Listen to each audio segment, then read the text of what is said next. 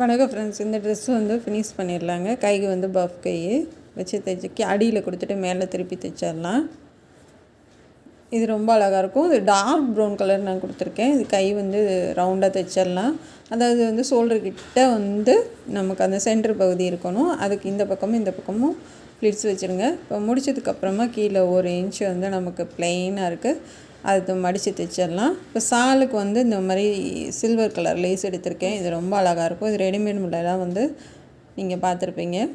இப்போ 4 பக்கமும் நம்ம லேஸ் வச்சு தைச்சிடலாம். இதுக்கு நாட்டு முடிச்சிட்டேன். இதுக்கு பாசி கொடுத்துடலாம்.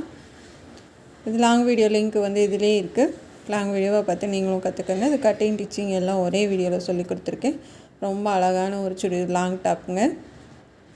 இது பிடிச்சிருந்தா சப்போர்ட் பண்ணுங்கள், சப்ஸ்கிரைப் பண்ணுங்கள். நம்ம சேனல் பார்க்குறதுக்கு நன்றி. Thank you friends.